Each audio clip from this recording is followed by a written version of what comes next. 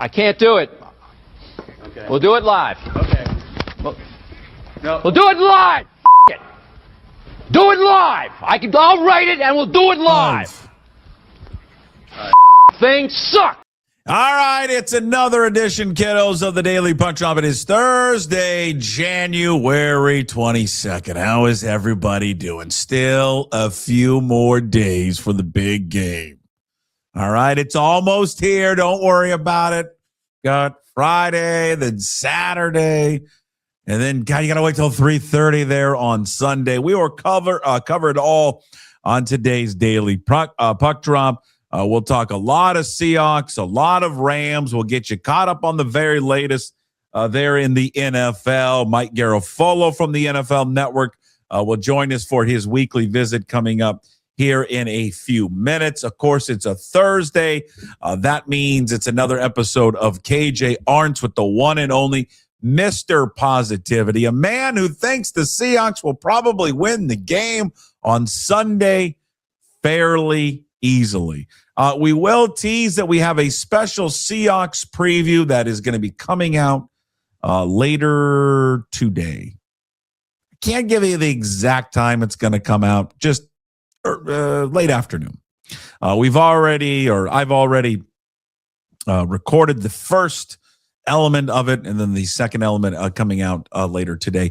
It will be available for Puck's Posse members, so if you aren't a member, I would encourage you to sign up today at pucksports.com. It costs you just $5 a month. You get a discount if you sign up for one whole year. It's going to be great. Two great guests joining us to break it down, who know a little something about playing in these NFC championship games. We will put up by a little sneak preview, a little tease for you up on YouTube out later today, just a few minutes of it, to encourage you to sign up to watch or listen to the whole thing. You'll both have video and audio of it. All right. As always, we come via the Limback Lumber Studios. Big thanks to Limback Lumber.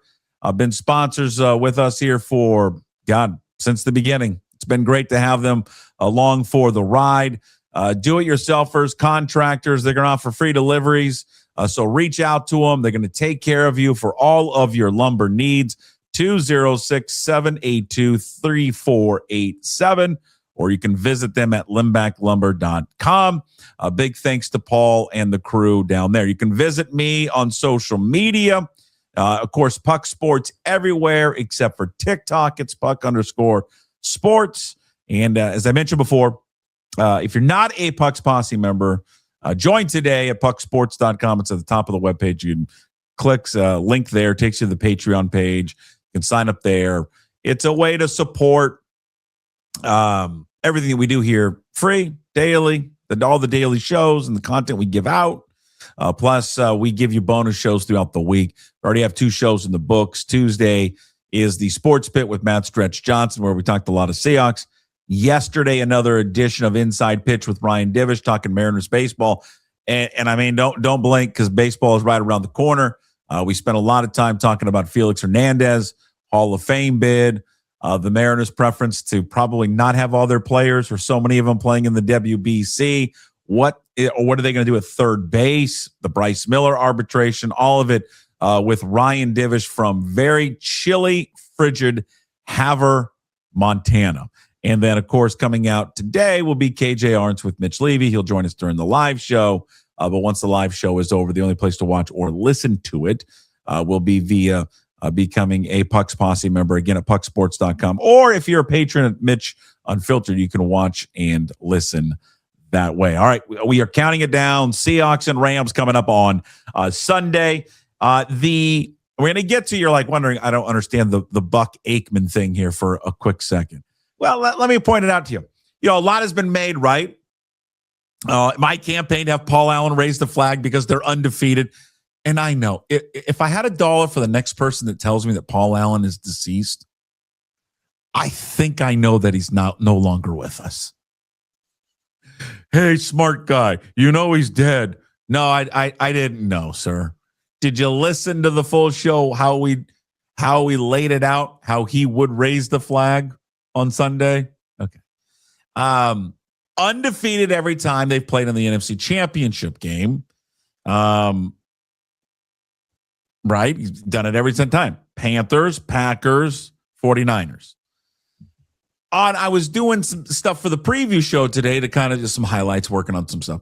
The Aikman Buck things, we need Aikman Buck on the call because in every championship game, Joe Buck and Troy Aikman have been on the call for every NFC championship game. I didn't think they would be part of the Panthers and Seahawks one, the first one, right? 2005, but they were. They were on that call, going back and looking at those highlights last night in those just hideous uniforms, by the way. You know, when they remade those uniforms, did they say, hey, we just want to have like the color blueberry and we want the jerseys and helmets not to match? But they were on the call for that one. And then obviously on the call for the 49ers and Packers. So can we get them out of retirement? Can we pry them away from ESPN and ABC and have them on the call rather? Is it Burkhart and Brady? Is that who's going to be on the call this weekend? Yeah, I don't know. Like it. We're jinxing. I don't like. We're playing with fire. We don't have Paul still is not alive to raise the flag, and we don't have Aikman and Buck there on the call. The highlights or the breakdown of the game this week and everything with that is set forth here for the game coming up.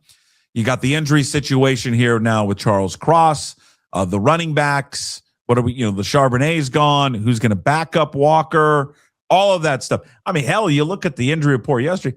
They don't got a freaking left tackle, for God's sakes. None of their left tackles practiced yesterday. Charles Cross, of course, dealing with the foot injury. Josh Jones, knee injury.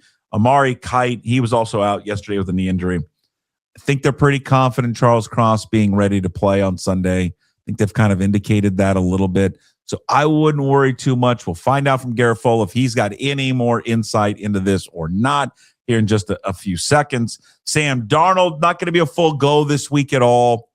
He was limited yesterday. They laid that out in the beginning of the week. That was going to be the plan for him. George Holani was designated to return. Dugar was one of the first guys that brought that up on Monday. They did that yesterday. He's returned there to practice. Also, another note on Mike McDonald. We're going to ask Garafolo about this here in a quick second. One of the finalists for Coach of the Year. He joins Liam Cohen, Ben Johnson, Kyle Shanahan, and Mike Vrabel. Clint Kubiak, a finalist for the Assistant Coach of the Year. Well, let's get everybody caught up on the NFC Championship game. Also, thoughts on the AFC Championship game, the mess that's in Buffalo. Update on Charles Cross. Maybe an update on Darnold's oblique. Everything and anything related to the National Football League. He is our NFL insider. He's our expert. He's Mike Garafolo, brought to you by Hartley and Hartley Insurance, your trusted family-owned insurance experts in the Puget Sound area since 1978. Honesty, fairness, integrity. Contact Jamie Hartley when he's not playing golf. Actually, he might be playing golf. It's actually kind of nice. 253-565-8700. Also, check out Zogs on Fox Island. Perfect spot to grab a cold beer. Watch the Seahawks game coming up on Sunday. Get yourself a tavern beer from Georgetown. They just got a brand new sign up there. That Georgetown delivered to the fine folks there at Zogs. Check out Zogs on Facebook and Instagram for their hours and event times. Ladies and gentlemen, joining us from the Mike Garafolo mobile studio, which is his car. Hello, Mike. That's it. What's happening, Puck? You guys excited? Very excited. The best thing is you are just such a dad. You got the car seat in the back of the car, and then it looks like moving boxes. Yep, we're moving tomorrow, so I have no idea how Charles Cross is doing. Don't even ask me. What a great! Well, I mean, the foot injury, didn't practice yesterday. Probably, I don't. I'm not covering the game. They're not asking me to talk about it. I'm not. I got coaching on top of coaching stuff. We can talk about that. I literally have no idea who's practicing and who's but they not. probably are just not. What I was going to say is they're not going to even practice him at all. He's going to play. He'll play. I just don't think they're not. Why run him out there? He doesn't need the practice this week. He can sort of go through all the walkthroughs. It's the same thing kind of with Sam Darnold. I know everyone freaked out a little bit last week when, he didn't throw on Thursday and he didn't throw on Friday. Well, the Friday he wasn't going to do anything anyways because it's a walkthrough. He comes out, he looks fine. I'm sure the oblique isn't 100%, but he looked good last week. And again, he's going to be limited all this week, but he's He's going to be good to go. No one's going to keep Sam Darnold out of the NFC Championship game on Sunday. No, you're to the point now. That's why I'm like, if you ask me about injuries, they're playing, right? They're playing. I remember Dwight Freeney had a high ankle sprain and could barely walk, and he played in the Super Bowl. We are now at the point of the schedule where, unless you got to cut it off, dude is playing, right? So don't even get too concerned about that. And then it's like, what else? What other insight can you provide? Well, he's hurting. Duh. Although you asked me last week, how badly is he hurting? I don't know. Somewhere more than I am. Hey, did you happen to catch? I was curious if it felt out of the norm to me, but maybe I'm reading too much into it. You happen to catch Kyle Shanahan talking about Darnold post game about how, maybe he didn't come out in the beginning and he wasn't out there for the warm-ups and he didn't look like 100% like in the beginning, but once the Toradol kicked in, he was fine. I've never heard a coach talk about another team's player shooting up Toradol. Yeah, they were asking me. They were asking me during warm-ups. They're like, "Are you sure he's playing? He hasn't come out and warmed up at all." I'm like, "He's playing. He's playing." So and for people, don't freak. Toradol is legal. It's fine. You can take Toradol's legal. People say it's not the best thing for you to do, but playing football is not the best thing for you to do. Yeah, what is good for you? Is there anything in this world that is technically good for you? Nothing. I just picked up. We got a birthday. See, on top of moving, we got a birthday party tomorrow. I just picked up a cake. Yeah, that's not good for you, but I'm going to eat it later. Hopefully have a drink. That's not good for you. I'm going to do that too. I'm going to have a cigar one of these days too. Right? We all make our decisions. Check every box. Whose birthday is it? It's my mother-in-law's. So yeah, it's a surprise. Don't tell her. Nobody tell her. It's a surprise birthday party for her. I just realized I shouldn't have said that, right? Yeah, you probably shouldn't have said surprise birthday. Yeah, she's 100% watching the Daily Puck Drop right now. This is one of her favorite shows. I got a text from her a couple of weeks ago. Yeah, so she doesn't miss an episode when her son-in-law's on. Don't tweet that. Don't do anything, right? We told my kids last night, and I was like, "Why did you do that? Why did you do that? Like, what's the upside to you telling them last night?" Of course, then they couldn't go to bed, and it's like, we're going to party on a school night. Yes, you are. Yeah, stop. That's Why? good. Why? No. Why? And then you're upset they can't go to bed. What are you doing?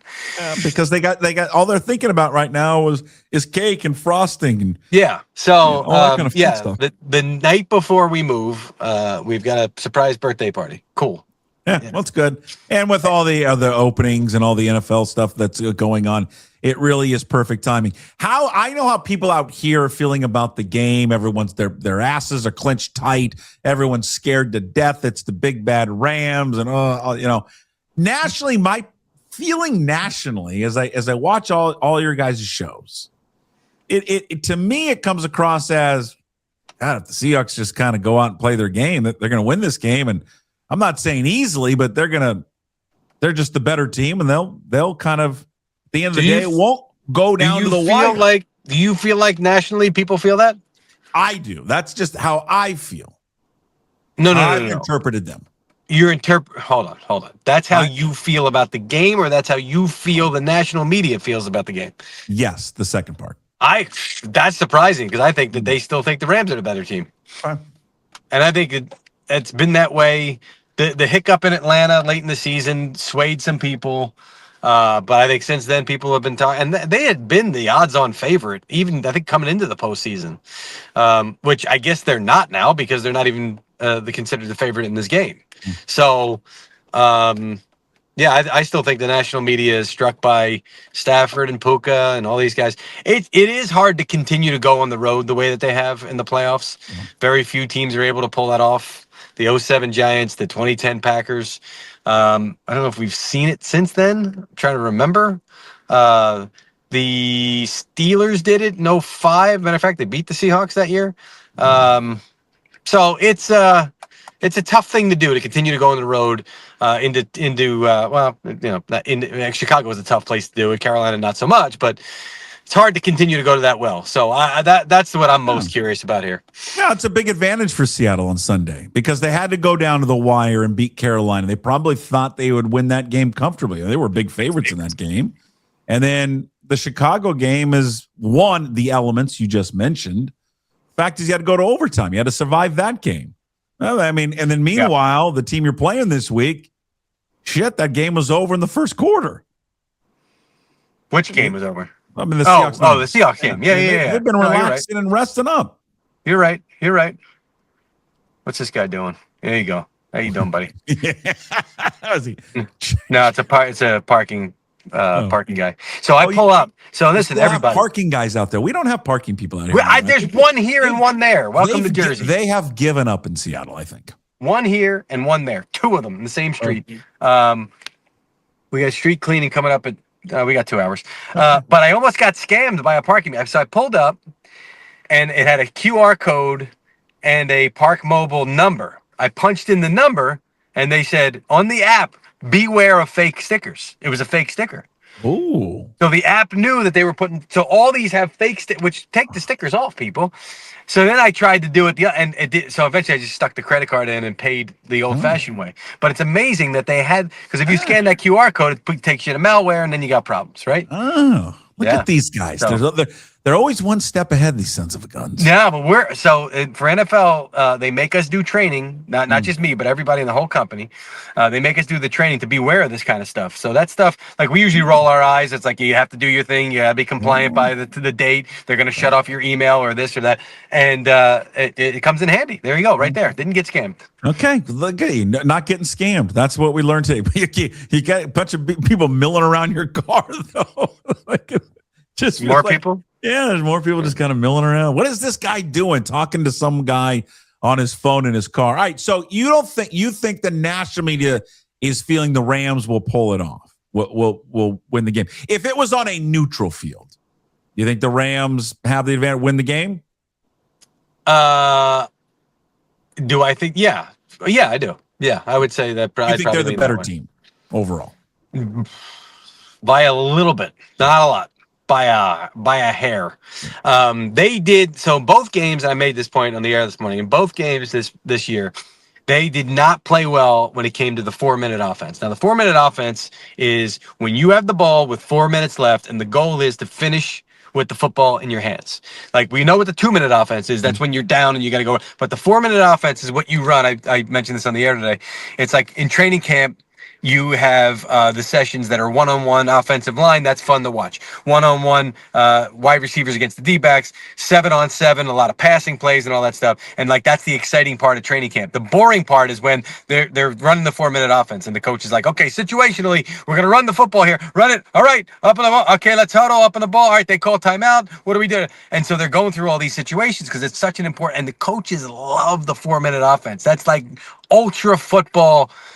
Not geek stuff, but ultra football coaching. Like if you're a good coach, you love the 4-minute offense. And the Rams have not been good. They've had 4 drives that I went back and looked at with the lead, starting with 30-16 in the Thursday night game, or 30-14. I'm sorry, because they scored 16 to tie it, if I recall correctly.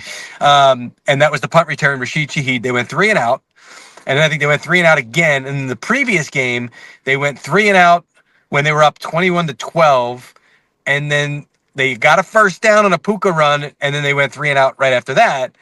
They have not done well protecting the lead. So we did a whole thing on Good Morning Football. What's going to determine this game? I said, let's have the 4-minute offense could determine this game. The Rams got to buckle down if they get that lead late. What else? When you guys were discussing you in the panel, I caught a little bit of Manti Te'o talking about it as well. But what does Seattle need to do to win the game on Sunday? Move on. Yeah, sometimes you try to come up with this great talking point, and then sometimes you do what Kyle Brandt did today. Sam Darnold, that's his, Well, let me jump in. So I don't have the clip now, but Jim and I used to play this clip all the time. There's this, and we overanalyze this stuff so much. We do, but it's just part of the gig, right? It's what you guys do on TV, what we do on this platform, what the guys do on radio, what your buddies do at the bar. All right. There was this former defensive coordinator for the Oregon Ducks. His name's Nick Aliotti. Used to have him on all the time. He's great. Just a funny character. Was at Oregon in that kind of heyday with Mike Bellott, Chip Kelly, and all those guys. And he had a great line about, what's the key to the game this week? And he's like, all you got to do is suck less than the other team. I just thought, yeah, you're right. That's really at the end of the day. That's it. Just suck less than the next team, than the team that you're playing. So I mean, that's oversimplifying. I things, know, right? but Like, it really is. I mean, we always get into this like, oh, what are the keys to the game? Oh, they can be good on third down. I mean, really, at the end of the day, you could stop every TV morning show by just saying, what's the key to the game? Whoever wins the line of scrimmage is going to win the game. I know. But sometimes a great example. And this sometimes it's easy to see it and sometimes it's easy to dissect it.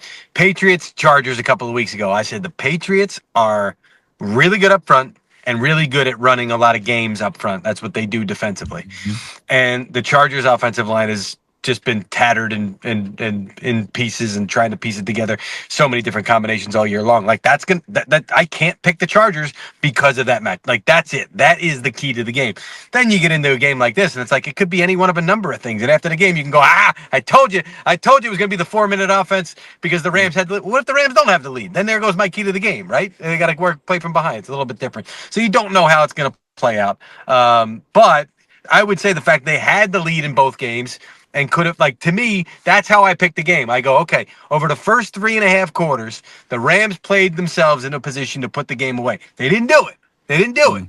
And credits, as much as I go like, oh, they didn't execute, credit Seattle for having a great 4-minute defense. That's the other part of this, okay? So I don't want to make it seem like, oh, the Rams just tripped over themselves. But you go back and you say, okay, 2 games, they played themselves in a position to win. They can do it again and finish it off. Like, that's sort of how I would probably pick this game. I'm going to pick the Rams. I'm sorry. I'm not playing to the home team here. I'll pick the Rams in this case. The only thing that gives me pause is what I said, which is sometimes you just run. I talked to people in San Francisco, and it was like, we just ran out of gas, and the wheels fell off. And it didn't take much. Like, we were going to have to play a perfect game. The opening kickoff, as soon as the opening kickoff went, I said, they're dead. They're done. That's it, right? Now, if they cover the opening kickoff, and maybe they get a stop, and they score and they're playing from ahead, maybe it's different, right? Maybe Darnold gets a little nervous and he starts to feel something and whatever, like it. These games are not cut and dried. Sometimes they're situational. So it's going to depend on how crap. I can't text. If I text, I'm going to lose you. All right, hopefully that holds till we're done. Okay. We could have some breaking news. All right, I'll get you out here. Involving the coaching world. Patriots, Broncos. Who do you think the Rams beat the Seahawks? The Rams will play who in the Super Bowl, you think?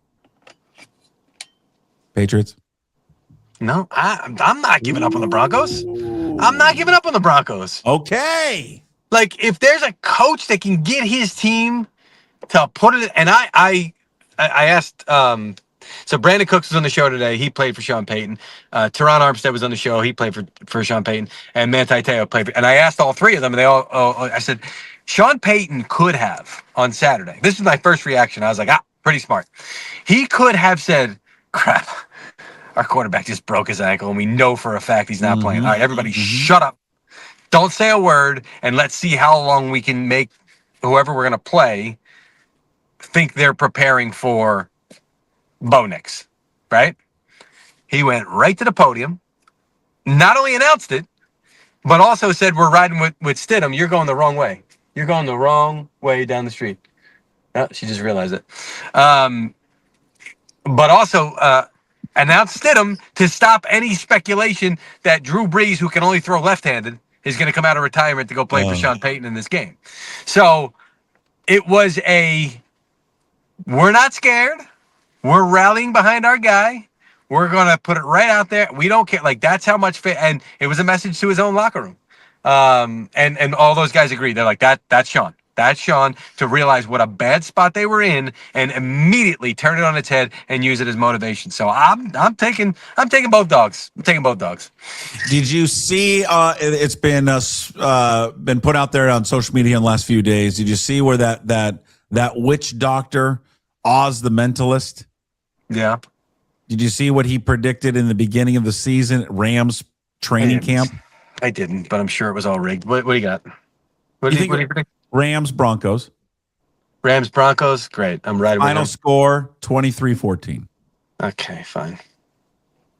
I don't know what didn't he have one with the Jets that fell on its face once? Did he? Maybe. He had the Jets winning the Super Bowl or something in their thing. I know it's a scam. I know he's a scam. And I know it. I know it. I don't believe that he's reading people's hammered. I want to know how he does it, though, because he has a thing where he puts he guesses the score, and he has Davante Adams before and write it on his hand. Unless you're going to tell me he's got Davante Adams in on the scam. Maybe he does. I don't. I have no idea. I know some of them are the carbon paper where he does it.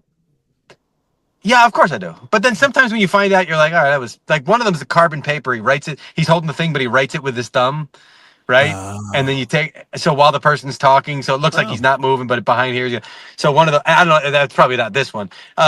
It's cool, it's creative and all that stuff. But I just, the reason why I was like, is because he had a couple that people just have, like millions of dollars changed hands because of his prediction, or I don't even his trick that turned out to not be. It was the Jets or something like that he had making the Super Bowl. So, all right, I want to end on this one. This mess in Buffalo, right? The owner gets up there, hasn't talked in 6-7 years after they fired Sean McDermott, right?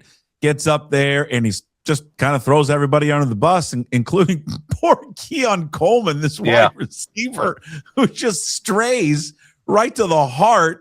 What did you make of that? And then now what's surfacing is, the coaching staff is who wanted to draft Keon Coleman. Now you're just, every video's coming out left and right from the combine, from their war room, from draft night of this Brandon Beane going, Coleman's our guy. Yeah, we've been looking at Coleman. That's going to be our pick. What do you make of the situation Buffalo? And I guess the long-winded question is, does this result in Josh Allen said, listen, I don't like what's going on here. I want out. Josh Allen request a trade? No. Just wondering. What do I make of all of it? I think Terry Pegula did not do himself, his general manager, or his franchise any favors yesterday. And I also, when you go back and watch those clips, you're like, oh, that's a terrible smoking gun that proved both things. Like Brandon Beane as a general manager. And see, this goes back to Harbaugh. I'll talk about Harbaugh in a second. As a general manager, you have got to, for 2-3 months, whatever it is, leading up to the draft, have draft meetings. You talk about this stuff and you get to the point. So Brandon Beane at that point saying, I went to bed and it's Keon Coleman or bust, which means after the culmination of all our conversations, our coaches made it clear, and Josh Allen too, by the way. Don't forget that during the draft process, they were so proud to put out there that Josh Allen watched film and recommended Keon Coleman as a guy that they need in their offense, which, go back to the Eagles, Carson Wentz recommended Jalen Reagor that they drafted instead of Justin Jefferson. Like, sometimes you don't listen to your quarterback. Sometimes you don't listen to your coaching staff. But sometimes you do, and sometimes they're right. They're like, hey, this guy fits in what we do. He's a need for what we have. And sometimes they're right. So as a general manager, you go through and you go, okay, our evaluation as scouts was here. Theirs as the coaches was here, which puts them in the middle somewhere here. So for Beane to say that was our guy, it's the culmination of the entire doesn't mean that him in his mind was like, oh, this is the best player available. It's the culmination of what we did as a group to evaluate players, and that's the guy we identified. So I don't think that that's a smoking gun by any stretch there. Your other question was what? So no. I was going to relate it back to Harbaugh. So with Harbaugh, because there's so much focus at the Giants right now, who's got the final say and this. John Harbaugh, I believe, is going to defer to personnel people on occasions and Joe Shane on occasions. And there's going to be times where he feels passionately and he's got it on paper and he's going to overrule them and say, no, this is our guy. This is who we're going to get. I mentioned this on the air. He wanted Puka Nacua the year that Puka came out. They didn't draft him. They didn't wind up getting him. And Harbaugh was frustrating because like that guy, that's a position that we had. There were also players that he wanted that he stood on the table for, including kicker Tyler Loop, who still may be great, by the way. I'm not saying, but Tyler Loop's the one that missed the field goal that resulted in John Harbaugh getting fired down there in Baltimore. Sometimes it goes your way, sometimes it don't. There need to be checks and balances. There need to be people communicating both ways and understanding that both people have a perspective for an understanding of why something's going to work, and it's not always going to work. Let me end with this. I'll send you on your way. Get ready for your surprise birthday party for the mother-in-law. We'll scoop you, but maybe this is what you were going to look at. John Schneider has been named Executive of the Year. I don't have a vote for that. Time in his career, deserved. That's the Pro Football Writers Association of America, and that is a well-deserved congratulations to John Schneider, who's one of the best in the business at what he does and just incredibly well-respected amongst his peers. That's a big thing there. And a real guy's guy, too. Well, it's like of course he is. It's like when the restaurants close down, where do the chefs go to go get a bite of their own? Like that's the kind of thing. That's the kind of respect that John Schneider has. So congratulations to him. I vote for the Associated Press Awards. There's no Executive of the Year award, which is kind of weird because they've come up with a bunch of stuff and a little bit of everything. But yeah, congratulations to Schneider. Great job. All right, we'll be watching all week and be listening and reading and watching of all the coaching news that will come out on that front. Enjoy your birthday party. Enjoy championship weekend. And I hope we talk a week from today. And I hope your prediction is wrong. Listen, I was going to say, I hope I'm, for your sake, hope I'm wrong too. I love the folks out there. And I know you do. I love when Puck is happy. Yeah. All right. We'll see you next week. Thanks, Mike. Hey, everybody. There he is, Mike Garafolo of the NFL Network. Again, his weekly appearance, all brought to you by Hartley and Hartley Insurance. Also, Zogs on Fox Island. Zogs on Fox Island, perfect spot to grab a cold beer. Watch the game. Watch the game coming up this weekend at Zogs on Fox Island. Again, if you're just joining us, Pro Football Writers Association just came out with it about a couple minutes ago. John Schneider, for the first time in his career, has been named Executive of the Year. All right, coming up here in a few seconds, it's another edition, the live KJ-Arent with Mitch Levy from Mitch Unfiltered. Before we get to that, let's get a word from one of our sponsors, Flat Stick Pub. If it's fun you desire, it's fun you're going to get at Flat Stick Pub. It doesn't matter what the occasion is, whether it's date night, guys night, ladies night, or large group event, Flat Stick Pub's got you covered. They have 6 great locations across the Pacific Northwest, from Pioneer Square to Kirkland, South Lake Union, Spokane, Bellingham, and Redmond. All locations offer the best pub experience in Washington. 2 rules at Flat Stick Pub: drink local and have fun. Pretty simple. So if you like to have fun, love local beer, and great tasting food, make Flat Stick Pub your next spot. Visit them at flatstickpub.com.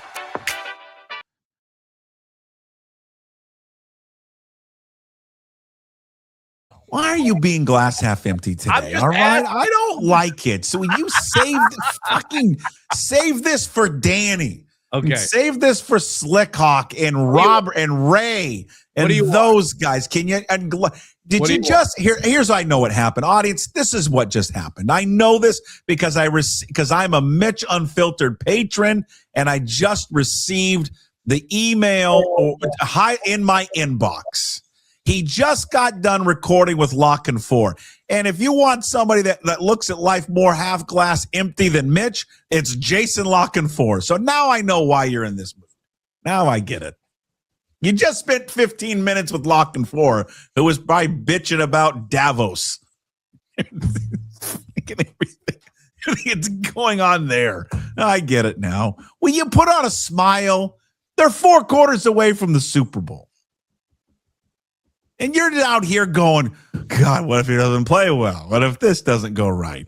Or is he really the quarterback for the future? Can you just look at it and go, hey, they're 4 quarters away from playing the Super Bowl after, 11 years not being in it, whatever it is, 10 years?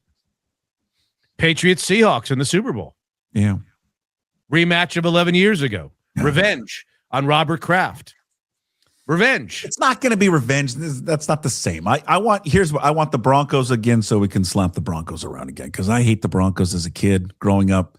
So I want to beat them into the tar again one more time. But you got to get through the old. Let's not get ahead of ourselves. We're getting ahead of ourselves. I don't like it. I don't like it. Let's talk about whatever you'd like. Fuck, okay. I'm going to keep my mouth shut because you don't like what's coming out of my mouth. I just want you to be excited for the game. I am. Why has anything that I have said conveyed the message that I'm not excited for this game? Point 1 was, are we sure Sam Darnold's the guy moving forward? Then your second point was, are we sure he's just not Trent Dilfer part 2? I said there are people that are not convinced that Sam Darnold is the long-term quarterback answer for the Seahawks, even as we sit here today. Are you saying that I'm wrong? Okay. I didn't spend as much time in radio that you did. When you stop doing the old radio trick, there's a lot of people saying this. It's what you feel. No, not what I feel. I just got finished saying I'm on board with giving him a long-term contract extension. Okay. You have selective hearing is your problem. You just hear what you want to hear. I'm asking you. You talk to my wife. I don't like it. Have you? Are you convinced?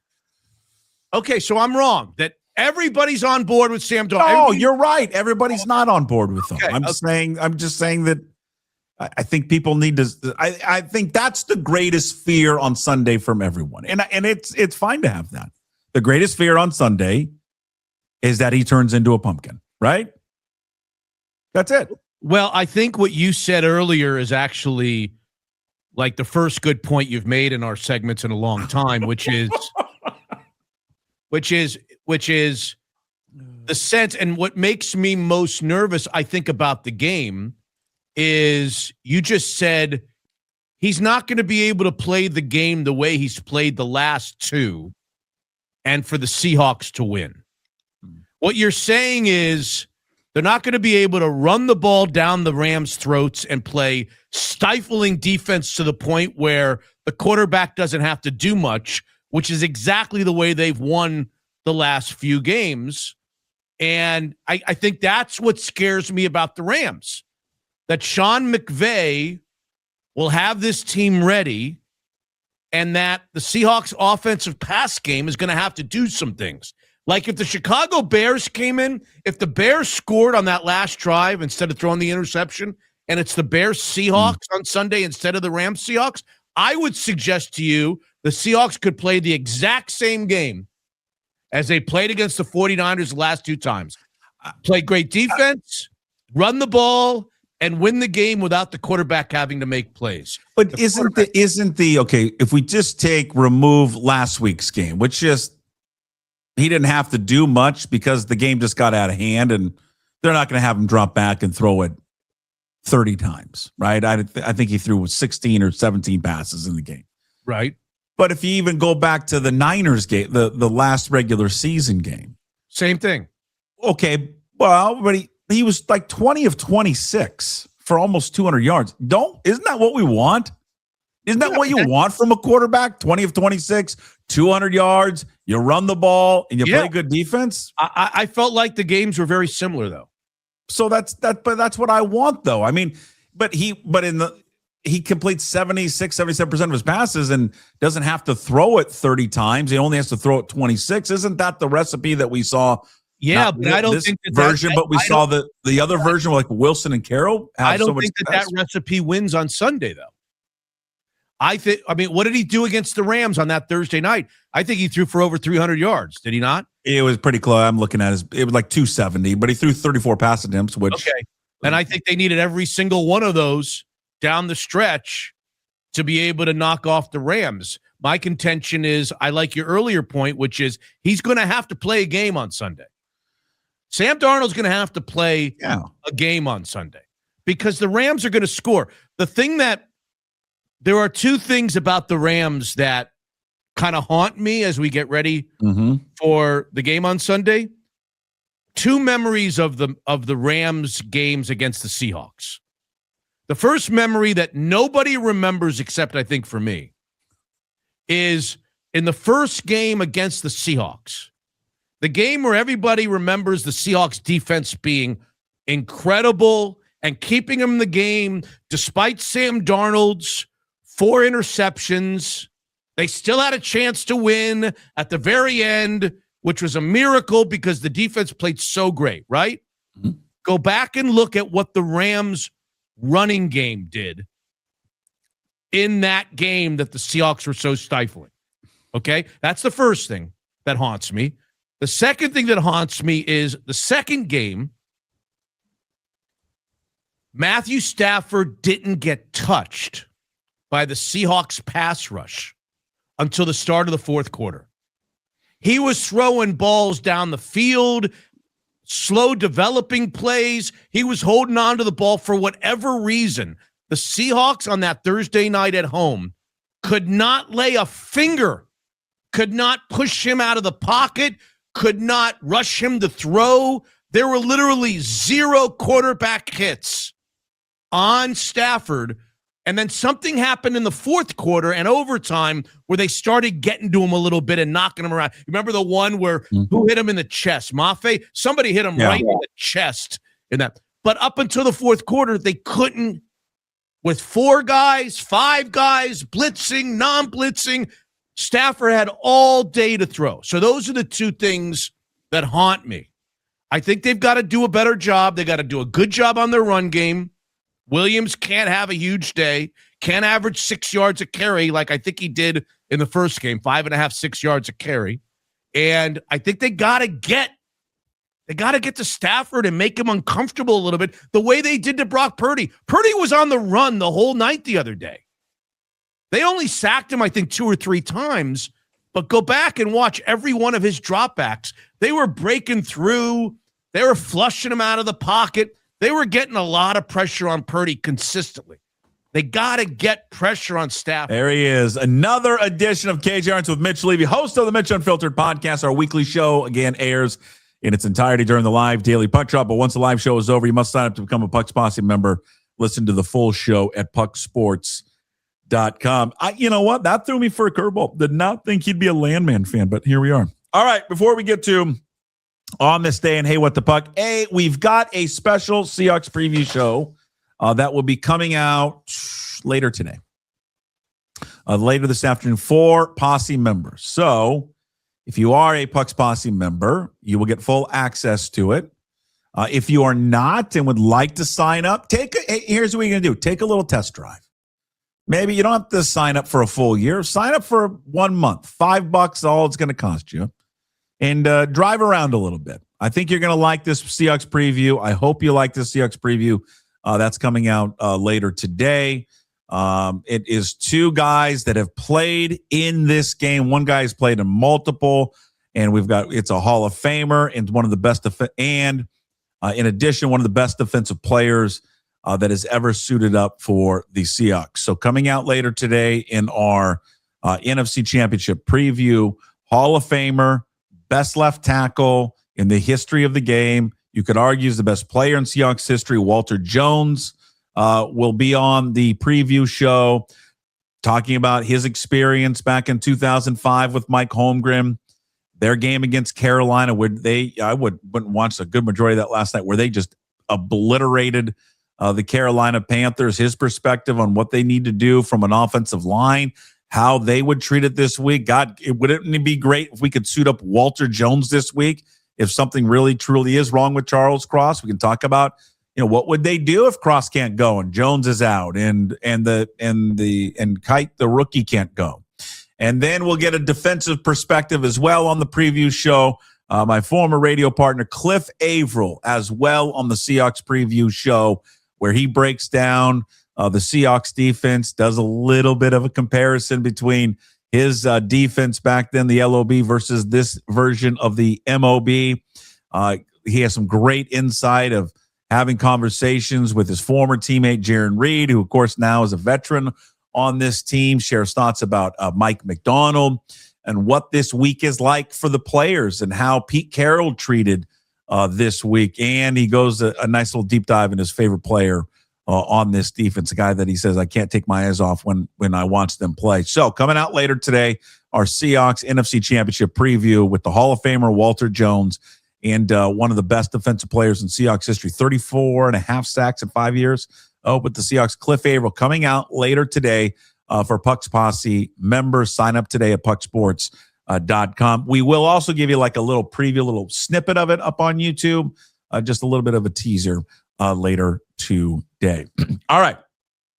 Let's get to, we got Hey, What the Puck, but on this day in the world of sports. I want to make sure I still have I've got the audio. We have like an audio video element to on this day. It really is kind of the only story we're going to cover today, because this is one of the greatest moments in Super Bowl history.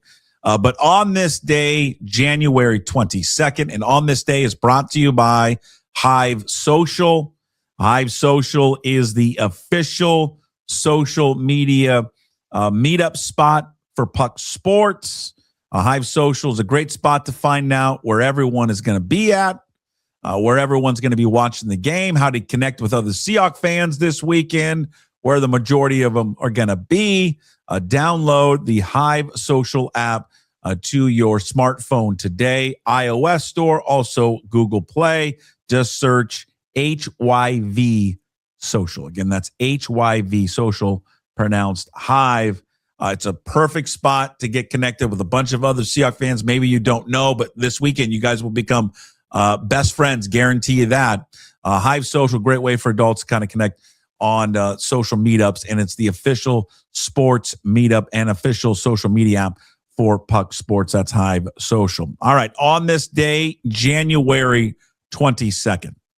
Well, without a doubt, for me as a kid, it was one of my favorite Super Bowls ever that didn't involve the Seahawks. It is probably one of the greatest games ever because it involved one of the greatest teams ever and certainly one of the greatest quarterbacks ever. Joe Montana engineered a 92-yard drive against the Cincinnati Bengals. And I can tell you about it, but I came across a great NFL Films, a video of it. Offensive tackle Harrison Barton tells the story, along with Bill Walsh, legendary coach, and Roger Craig. We're running out on the field, and sure enough, they call a television timeout. And so we're all standing out in the huddle, and I was always an intense guy. I'm like, man, we have fought through it. We were 6-5. Man, we should be beating this team. Man, we're behind by 3. We need to score a touchdown. This is crap. What are we doing? It was the tensest time that you could ever have as a football player. You know, this is a Super Bowl, and you're down. And Joe looks at me, and he goes, hey, H. And I go, what? And he goes, hey, check it out. And I go, what? And he goes, look down there in the other end zone. And I go, okay. He goes, you see him? I go, no. He goes, there's John Candy down there in the end zone. And sure enough, the whole huddle turns around and looks down there. There's John Candy eating popcorn at the other end of the stadium. And we're like, yeah, that is John Candy. Look at that. And then the official blows a whistle, and the play starts. The 49ers have a long way to go. Montana back to throw on first down. Throws over the middle. Completes it to Craig. Craig is to the 16. That was Joe Montana at his best. Montana again is back to throw. A little dunk over the middle. Caught by John Frank, and that'll be a first down.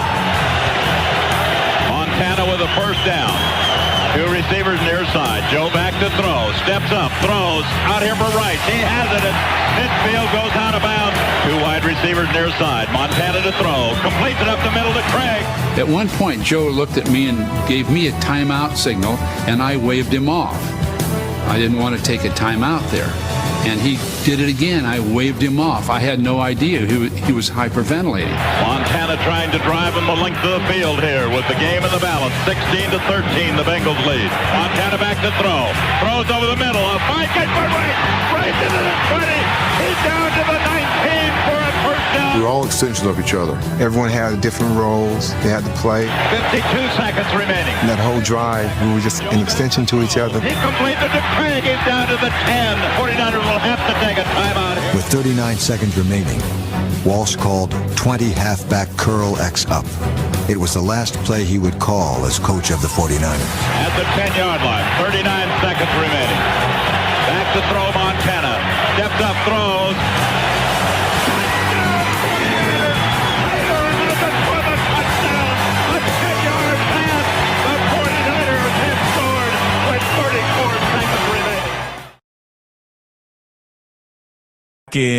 On this day in January 22nd, Joe Montana engineering a 92-yard drive to take out the Cincinnati Bengals, 1989. That happening on this day. Again, just one of the greatest games I've ever seen. Watching the Super Bowl, like we watch the Super Bowl every single year, because how great Montana was, because of the monumental upset it was going to be if the Bengals won.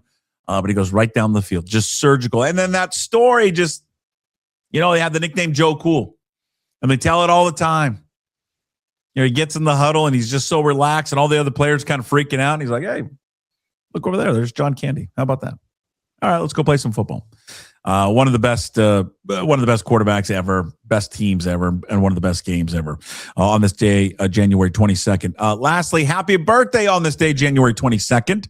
Speaking of greatness, perhaps the greatest women's basketball player in collegiate history. Caitlin Clark celebrating her 24th birthday today, NCAA Player of the Year in 2023, and the WNBA Rookie of the Year in 2024. That is on this day, brought to you by Hive Social. Hive Social is the official social meetup app for Puck Sports, not just for sports fans, for everyone, and it is free.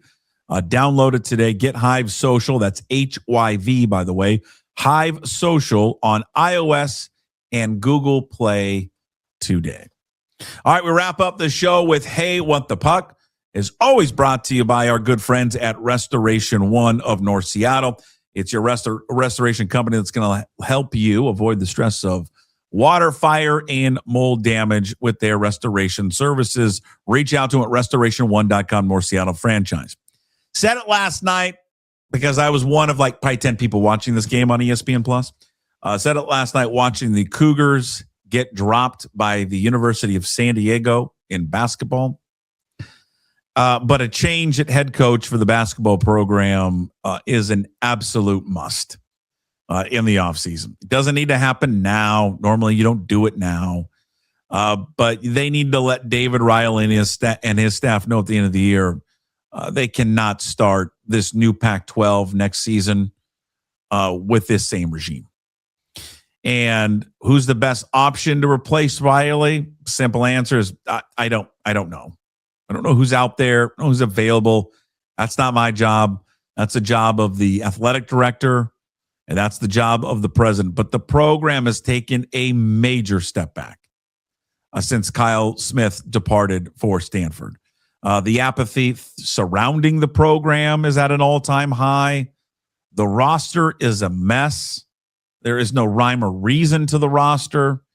The only viable player, Division I talent you have, honestly, is ace class. And unfortunately, the hard reality is probably not going to be here next year because another program is going to offer him just more money in the NIL. There is no style of play that has defined Riley and this team. And it's unfortunate because I thought Riley seemed like the right fit, the right coach at the time. And you watch his teams at Eastern, and they played an exciting brand of basketball, and they were fun to watch. And you thought, he'll dip into the in-state talent and get guys that are being overlooked by Washington, Gonzaga. And it just hasn't been the case. There's been plenty of talent in the state the last few years. The fact they have 2 kids on the roster from the state, it's just, again, you don't need to build your whole team from the state. I understand that. But there's so much talent around here, and we just kind of feel like we ignore it. I mean, the 2 most prominent players that are not Tyron Stokes, by the way, other talent in this state next year are going to 2 teams that are going to be joining your conference. The kid out of Spokane that's going to Colorado State, and the young man at Mount Si who's committed to Boise State. Again, these kids get to make their own choices, but that's what I'm talking about. You got to get in some in-state talent. If they're going to be overlooked by Washington or even Gonzaga, then you can be the fallback option. It's okay. There's other talent throughout the years, but it's unfortunate. Thought it was going to work out, but they've got to make a change with that basketball program immediately. That's Hey, What the Puck. It's brought to you by Restoration One of North Seattle. Reach out to them.